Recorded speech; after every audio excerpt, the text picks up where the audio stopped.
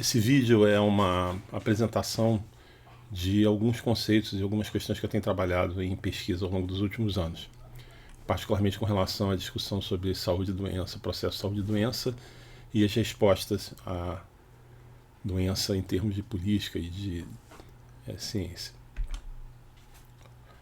Bom, a primeira questão é que, tradicionalmente, o pensamento sobre saúde e doença repousa numa tautologia.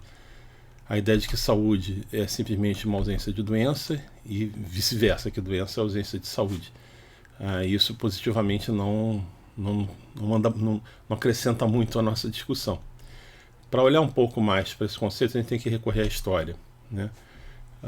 Uma primeira questão é em relação à ideia de doença, né? O conceito de doença que surge, começa a se desenvolver num determinado momento, o conceito contemporâneo de doença, seguindo aqui a descrição que Michel Foucault faz no livro chamado La naissance de la clinique, o nascimento da clínica. Ele fala que esse conceito é inaugurado na passagem do século XVIII ao XIX, que um ponto importante nesse processo é a publicação em 1761 de um livro de um anatomista italiano, Morgagni, chamado De Sedibus et Causis Morborum, sede e causa da doença, que é uma ruptura com o passado, né? Uma ruptura, um momento importante na história do pensamento sobre doença, porque ele vai introduzir a ideia de que a doença tem uma localização no corpo e que ela pode ser observada mesmo após a morte, né? Vou dizer que a doença vai ganhar em profundidade nesse momento, que ela sai simplesmente da superfície do corpo e ultrapassa o próprio limite da vida. Você passa a poder detectar a doença mesmo depois da morte. E a criação dessa disciplina, né, chamada anatomia patológica, ela marca um momento de aproximação da clínica, da medicina, do pensamento médico, com a ciência que já vinha se desenvolvendo, pelo menos desde a época do Renascimento. E uma contribuição importante dessa lógica é a ideia de lesão, que vai estar ligada exatamente a essa ideia de sede e causa da morte. A lesão seria ao mesmo tempo as duas coisas, né? E chamar a atenção, né, que no presente, ainda que a gente tenha uma classificação internacional de doenças, um catálogo de doenças que é produzido sob os auspícios da Organização Mundial de Saúde, é adotado internacionalmente, a gente continua não tendo uma definição formal do que é exatamente doença, né? Dentro desse marco, a ciência biomédica é fundamental para o pensamento, né? Existiu, a gente pode pensar que, seguindo na narrativa do Foucault e outros autores que trabalharam depois com isso, que você tem dois modelos já no final do século XIX de doença em competição: o modelo fisiopatológico e o modelo microbiológico, né? Quer dizer, num é o próprio organismo que cria, num certo sentido, essas condições que a gente chama de doença, no outro é a invasão de micro-organismos que cria a doença, né? Num certo sentido, essas duas visões acabam sendo compatibilizadas e as duas são aceitas até hoje em dia. É interessante que depois desse momento inaugural da anatomia patológica, a tecnologia diagnóstica se desenvolve muito rapidamente, mas a primeira terapêutica propriamente moderna, né, o Salvarsan, só surge no início do século XX, né, por volta da década de 10, e esse período em que você dispõe de uma conceituação de doença que se aproxima, né, tem uma certa continuidade histórica com o conceito atual de doença, conceito moderno, ele vai funcionar com o conceito de doença, que os médicos vão estar com o conceito de doença, mas sem nenhuma forma de tratamento que seja ligada a esse conceito. Isso dá origem ao período chamado de ceticismo terapêutico, que foi abordado por uma colega minha, a professora Jane Said, na sua tese de doutorado, mais tarde foi publicada como livro, Mediar, Medicar, Remediar, e que os médicos recorriam a várias formas de terapêutica sem que nenhuma delas tivesse exatamente uma sanção da mesma lógica científica que existia para o pensamento sobre doença. Um marco importante nesse desenvolvimento da ciência biomédica é a identificação da alcaptonúria, também no início do século XX, como a primeira doença em que é caracterizada por um erro metabólico, né, uma alteração metabólica do organismo que geraria uma doença. E o triunfo desse modelo, num certo sentido, vai ser consolidado ao longo do século XX com o estudo da anemia falciforme, que é descrita pela primeira vez também no início do século XX, posteriormente com o trabalho de Pauling mostrando que a doença está ligada a uma forma anômala de hemoglobina. Posteriormente se identifica que essa diferença da hemoglobina da anemia falciforme para a hemoglobina de quem não tem anemia falciforme é um único aminoácido, e já na década de 70 se identifica exatamente o gene que é responsável pela codificação desse aminoácido que leva a essa proteína anômala. essa hemoglobina, no caso, né, anômala. Isso mostra um traço importante dessa lógica que se desenvolve, que é a da busca da verdade da doença cada vez mais intimamente dentro do corpo, né? Morgane fala de órgãos, posteriormente se fala de tecidos, células, e finalmente chega não só a moléculas, mas a um ponto específico do DNA, né, do gene que seria responsável pelo surgimento de uma doença. A epidemiologia tem um papel importante no desenvolvimento dessa lógica. É interessante que a definição, dependendo da orientação teórica, talvez até ideológica, de quem está descrevendo essa história, diferentes precursores vão ser atribuídos o papel de pensadores originários da epidemiologia, dependendo. Pode ser Friedrich Engels, né, com o trabalho dele sobre a classe trabalhadora na Inglaterra, John Snow, em seu estudo sobre o papel de uma bomba d'água em Broad Street numa epidemia de cólera em Londres, ou Emile Durkheim com seu estudo sobre suicídio. Essa disciplina vai ser formalmente criada, né, institucionalmente em 1919 na Universidade Johns Hopkins. E a gente pode dizer que uma definição mínima de epidemiologia é o estudo de doenças ou de padrões de adoecimentos em populações. Ela vai começar a incorporar cada vez mais métodos estatísticos pesados. Um marco importante nesse desenvolvimento é o estudo que foi feito, que eu tenho a impressão que continua até hoje, né, o primeiro estudo de coorte na cidade de Framingham, para identificar fatores de risco para a doença cardiovascular. E a partir disso vão ter uma série de definições de riscos, a ideia de fatores de risco, risco relativo, e que são importantes do ponto de vista da prevenção, mas que também podem ser mal compreendidos, né, principalmente quando da divulgação pela mídia, né, quer dizer, que a gente tem um cartoon que brinca com isso, né, quer dizer, tá o repórter lá apertando o botão que vai supostamente girar uma dessas 3 rodas, e ele vai dizer, de acordo com um informe liberado hoje, aí tem várias coisas que seriam fatores de risco que poderiam causar várias doenças em populações diferentes, e o título é as notícias médicas aleatórias de hoje, do jornal de bobagens que induzem pânico. Em função desse desenvolvimento histórico, né, que eu procurei trabalhar o que seria, né, e dar em definição de uma definição de doença, o que seria a estrutura de uma doença, né, me apoiando muito no trabalho de Foucault, particularmente na discussão que ele faz sobre formação discursiva. E eu proponho esse modelo, né, que é um conceito moderno de doença. Ele inclui esses vários eixos. Cada eixo desse teve um momento histórico ou de origem ou de consolidação e desenvolvimento pleno diferente, né? O mais recente está mais à esquerda, e o mais tardio mais à direita. Todos eles estão presentes. Se você abrir qualquer manual de clínica médica e for ler uma definição de doença, você vai encontrar essas coisas todas, né? E cada eixo desse seria caracterizado por uma disciplina tipo, uma categoria central, uma definição de doença dentro dessa lógica, um método característico e um período histórico, né? Eu só queria chamar a atenção aqui nisso, a questão do indiciário que está ali com relação ao eixo semiológico, é uma contribuição de um historiador italiano, Carlo Ginzburg, que fala dessa ideia de um método do paradigma indiciário, né, que seria uma forma de produção de restituição de uma totalidade a partir de evidências dispersas. Por outro lado, né, quer dizer, o que é saúde? Né? Quer dizer, existe a definição clássica da Organização Mundial de Saúde, que diz que saúde é um estado de completo bem-estar físico, mental e social, e não a mera ausência de doença ou enfermidade, que tem uma importância política grande. Ela sinaliza para algumas coisas, né? Principalmente essa ideia de que não é simplesmente uma ausência de enfermidade, mas a rigor ninguém seria saudável se essa definição fosse levada ao pé da letra, porque quem pode dizer que está num estado de completo bem-estar físico, mental e social a todo momento, né? A grande contribuição nesse campo, do meu ponto de vista, vem de um filósofo e médico francês, Georges Canguilhem, que vai criar esse conceito de normatividade, né? E para explicar isso, ele propõe essa ideia de que a vida não é indiferente às suas condições, quer dizer, a vida tem um valor intrínseco para o ser vivo. E a normatividade seria a capacidade do organismo vivo reescrever suas normas de acordo com a infidelidade do meio, quer dizer, essa ideia de que eu posso tolerar variações de temperatura, de salinidade, no caso de animais marinhos, né? Animais aquáticos, ou de umidade, uma série de outras coisas.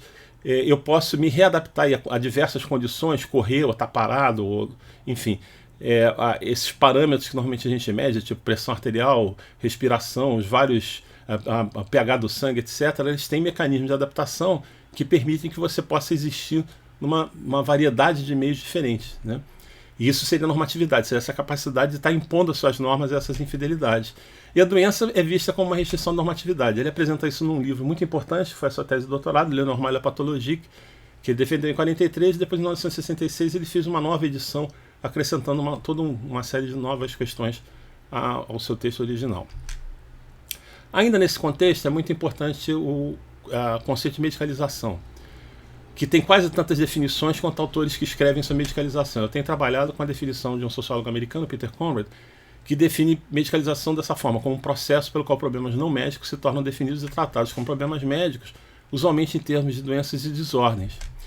E essa definição de Conrad tem uma série de implicações interessantes, né? Primeiro, que a medicalização não tem em si conotação negativa. Ele dá o exemplo da AIDS. Quer dizer, a AIDS aparece, de repente, é um fenômeno desconhecido, e exatamente pelo fato dela ter sido medicalizada é que você tem a possibilidade de desenvolver testes, que são importantes para a prevenção, desenvolver tratamento, uma série de outras coisas que mudaram realmente a face da ocorrência dessa doença. Medicalização também não é sinônimo de imperialismo médico. É óbvio que tem no profissional médico um ponto muito importante, e também outros profissionais de saúde, na produção, mas que não está sob controle nem é originado exclusivamente dessa corporação, né? A outra questão é que o recurso a terapêuticas alternativas não é necessariamente menos medicalizante, pode ser até mais. E ele fala que, em função disso tudo, que a própria palavra seria inadequada. Ele propõe, talvez, a ideia de, em inglês, healthicization, seria alguma coisa como saudização, né, mas ela já está consagrada pelo uso. E ele chama atenção também porque ele chama de motores de medicalização, em especial interesses comerciais, a gente vai voltar a isso daqui a pouco, mas o uso, por exemplo, de associação de portadores de algum tipo de doença crônica como fronte de uma empresa farmacêutica que fabrica um remédio específico para aquela doença, para pressionar governos a financiarem, uma coisa desse tipo. Agora, essa definição, ela desloca o problema para uma outra arena, né? Quer dizer, que é dizer quando a medicalização se torna um problema, que seria quando você tem intervenção excessiva, além do que seria estritamente necessário ou autorizado, e ela traz a necessidade de algum tipo de critério de demarcação.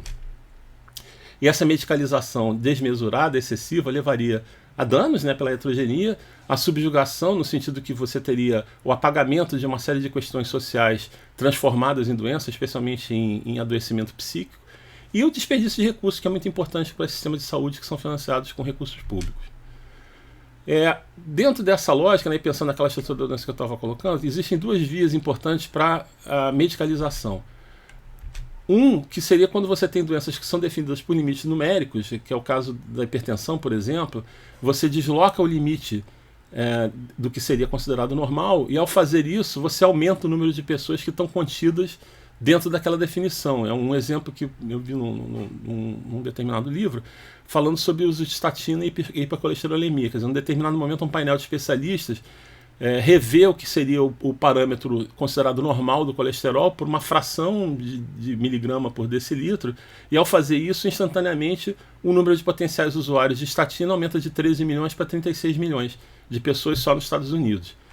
E o outro são para transtornos onde eu não tenho um marcador biológico claro e que a definição ainda é uma definição basicamente semiológica, clínica, portanto convencional, e aí a expansão do conceito permite, né, que você inclua mais pessoas naquela definição. E isso teria acontecido, segundo alguns autores, características particularmente quando a gente está falando de transtornos mentais, com relação a certos diagnósticos, como por exemplo de autismo. E um conjunto de atores, melhor dizendo, nesse contexto, é do chamado complexo médico industrial, né, que pode ser definido como uma articulação de interesses, produtos e serviços de setores industriais, né, indústria farmacêutica e equipamento médico, e de provimento da atenção à saúde, mesmo de formação, diria eu, e também de produção de conhecimento, no marco da acumulação capitalista, que foi descrito tanto por Starr nos Estados Unidos como por Ezio Cordeiro aqui entre nós, mais ou menos na mesma época, início da década de 80. Mais recentemente, um colega do IMS, Cid Viana, tem falado na ideia do complexo médico financeiro. Quer dizer, da mesma forma que você tem contradições internas no capitalismo, entre o capitalismo financeiro e o capitalismo industrial, você teria uma forma financeira desse complexo, que seria o seguro-saúde, as medicinas de grupo e coisas desse tipo, que tem interesse em captar recursos, mas que restringem a utilização, captam recurso financeiro, mas restringem a utilização do recurso médico, né? Ela vai estar realizando lucro quanto mais ela arrecadar e quanto menos tiver que gastar com atenção à saúde. Então, colocando de uma forma meio caricatural, o lado industrial dessa coisa, quanto mais uso de serviço e de produto tiver, mais lucro tem. Do ponto de vista do controle financeiro, quanto menos utilização tiver, mais lucro é capaz de realizar. E aí, isso remete a gente para a ideia de necessidade, né? Como quase tudo que a gente está vendo nesse vídeo, é um conceito difícil de definição. Agnes Heller, que é uma autora que escreveu 2 livros sobre esse tema em momentos diferentes da sua carreira, ela assinala que não existe um agente privilegiado, uma superconsciência, que possa distinguir o que são necessidades reais de falsas. E mais ainda, que do próprio ponto de vista do próprio processo político, essa ideia de necessidade está em constante expansão. Huygens, que é um metafísico britânico contemporâneo, ele propõe uma formalização do que seria uma necessidade. Ele diz assim: se é necessário, dado como as coisas são, que para evitar que eu seja prejudicado eu tenha X, eu necessito de X. É claro que isso só desloca o problema, né? Quer dizer, o que significa ser prejudicado, né? O que são as coisas que, tal como estão, né? No final das contas, a definição do que seria uma necessidade é social e política. É difícil você fazer uma definição que seja meramente formal, né? E isso remete para uma outra questão, que é a ideia de necessidade de saúde. A gente tem convencionalmente essa ideia de necessidades, às vezes se usa a expressão as reais necessidades de saúde, que são manifestas ou não na população, evidenciáveis por estudos epidemiológicos, e os serviços de saúde simplesmente respondem a essas necessidades, ou deveriam responder, né? E propõe uma visão alternativa, que essa demanda está sendo criada na interface da interação de processos sociais, inclusive expectativas ligadas à cultura, como a gente vai ver daqui a pouco, o que está ligado à ideia de itinerários terapêuticos, que foi desenvolvido por Maria Andréa Loyola no seu estudo, Médicos e Curandeiros, com os recursos que são técnicos que estão disponíveis no serviço. Portanto, demanda e oferta são coproduzidas, como a gente vai ver nesse esquema, né? A demanda, ela vai estar ligada, por um lado, a perspectivas e expectativas culturais, e por outro lado, ao sofrimento individual. A oferta, por sua vez, ela vai estar ligada à tecnologia e aos recursos disponíveis, e a demanda vai gerar oferta, mas a oferta também vai gerar demanda, elas estão se coproduzindo o tempo todo. Há uma crítica importante à biomedicina, da qual até certo ponto eu participo, né, em relação a essa ideia da centralidade da categoria doença que ela ocupa nesse pensamento, que isso levaria a uma redução da concepção de saúde à mera ausência de doenças, e por sua vez isso levaria a uma série de problemas.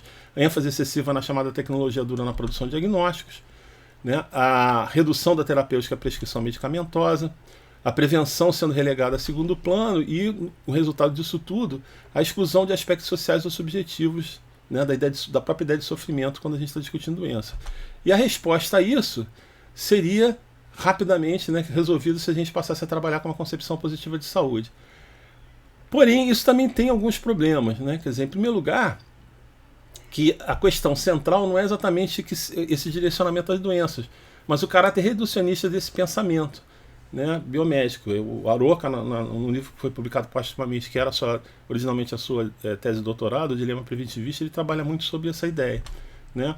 E outro problema é a reificação da categoria da doença, né? Quer dizer, em vez de perceber a doença como uma estratégia classificatória que recolhe uma série de elementos, ela é tomada como uma realidade concreta em si, e às vezes mais real até do que a própria pessoa que está doente. Desse ponto de vista, eu entendo que mais problemática que não ser definido saúde é não definir doença, uma vez que o caráter central que ela ocupa nessa racionalidade, né? E aí a gente tem a contraparte disso, que é a ideia de intervenções sobre saúde, tanto no individual quanto no coletivo, e que tem 2 perspectivas conflitantes. Uma ideia é que toda intervenção é indevida, que a saúde só poderia ser garantida pelo autocuidado, me parece que é a posição de Van Illich, e o tecnicismo, que a identificação de problemas de saúde e a proposição de soluções estão apenas no domínio da técnica. Me parece que são 2 extremos indesejáveis. E a gente pode pensar como alternativa a ideia do conceito de doença como uma ferramenta, como um artefato teórico e heurístico, né, que ela organiza o conhecimento disponível sobre um tipo específico de sofrimento e vai auxiliar na captação de informações e na própria produção de conhecimento. Ela vai delimitar uma classe de problemas onde essa intervenção técnica ela não apenas é justificada, como ela é eticamente mandatória. Portanto, traria a possibilidade de estabelecer limites à medicalização, né? E aí, essa ideia do conceito, né, da definição positiva tem consequências imprevistas. Que essa saúde, no sentido amplo, deixa de ser um problema de saúde. Ela não é mais da alçada dos profissionais de saúde, ninguém tem controle disso, né? Se você coloca isso como meta da atuação dos profissionais de saúde, especialmente médicos, ela é potencialmente medicalizadora. Roberto Passos Nogueira, num comentário, num dos capítulos do livro que eu mencionei, do Aroca, ele enfatiza bastante esse ponto. E traz a possibilidade de exploração política, e isso já aconteceu, né? Quer dizer, já que tudo é saúde, eu posso retirar recursos do orçamento da saúde para aplicar em outros programas assistenciais que não tem nada a ver diretamente com o que a gente pensaria como saúde, em função dessa justificativa. E aí, em vez da healthicization do Conrad, né, eu proponho a ideia do imperialismo sanitário, essa ideia da saúde como dominando todos os aspectos da vida. Um exemplo disso é essa embalagem, a ideia de chocoterapia. Quer dizer, eu estou comendo chocolate não porque eu gosto de chocolate, porque eu tenho prazer em comer chocolate, porque me deu desejo de comer chocolate, mas como uma forma de tratamento, né? O que é refletido nessa charge de um autor chamado Odir Bernardi, que é a página dele do Facebook identificada, que ele brinca com isso. Na farmácia das almas, o sujeito vem dizendo: a vida não tem, estamos em falta, mas nós temos trabalho. Se você tomar alternando com diversão, não sente falta nenhuma da vida.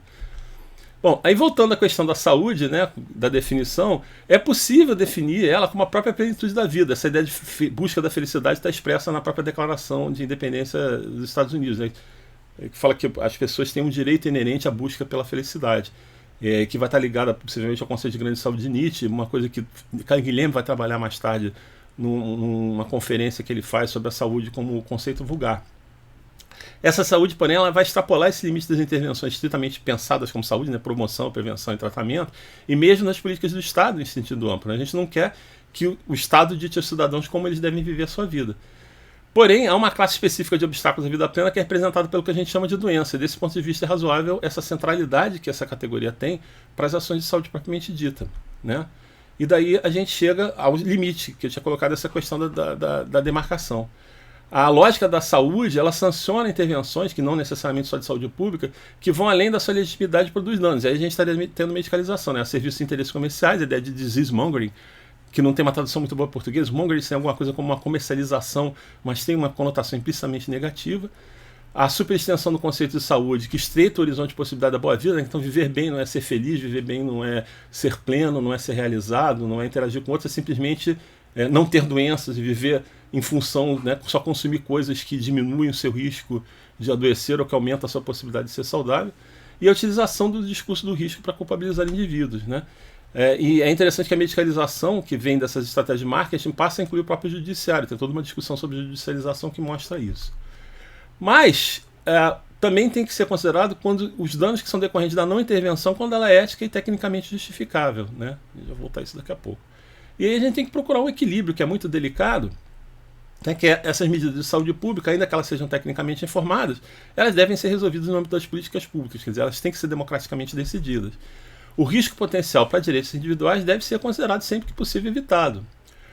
Mas, por outro lado, quando eu tenho um dilema ético entre o direito individual e o direito coletivo, eu não resolvo esse dilema assumindo a priori que um ou outro é absoluto, né? Que eu tenho sempre que considerar só o direito individual ou só o direito coletivo. São situações difíceis, daí a necessidade de pensar politicamente. E historicamente no Brasil, a gente sabe que a falta da intervenção em saúde tem sido muito mais importante do ponto de vista da saúde da população do que um excesso de intervenção, né? E qual é o lugar que a ciência, no final das contas, vai ocupar nisso, né? Eu gosto muito dessa charge do Wiley, né? Ele mostra um suposto sábio apresentando a verdade e a ciência como algo que retruca essa verdade, como faz uma crítica a essa verdade. E isso vai estar refletido nessa citação do Harry Collins em Trevor Pinch, que eu tenho usado muito ultimamente, né? Que diz isso: a ciência pode estar errada, mas isso não torna a visão oposta correta. Na ausência de pesquisa cuidadosa sobre a visão oposta, a ciência é provavelmente a melhor aposta. Isso é ainda mais provável se a ciência estiver continuamente sob escrutínio. Eles falam isso num livro que eles estudam especificamente as questões da medicina, né? É um livro sobre a tentativa de aplicar a lógica dos estudos sobre ciência e tecnologia à medicina. E eles estão apontando para isso, que de alguma forma está refletido nesse cartoon, que é essa perspectiva crítica. Quanto mais a gente submete ao exame crítico todas essas asserções, maior a possibilidade de confiabilidade que a gente tem no que é produzido, no que é apresentado como conhecimento. Isso é de forma resumida o que eu queria apresentar, né? Eu queria agradecer a você que assistiu esse vídeo até o final. E agradeço qualquer comentário ou sugestão, né, de expansão. Como eu já isso está baseado em toda uma série, toda essa discussão está baseada em uma série de textos que eu publiquei ao longo de vários anos, e as referências delas vão estar disponíveis na descrição desse vídeo. Muito obrigado.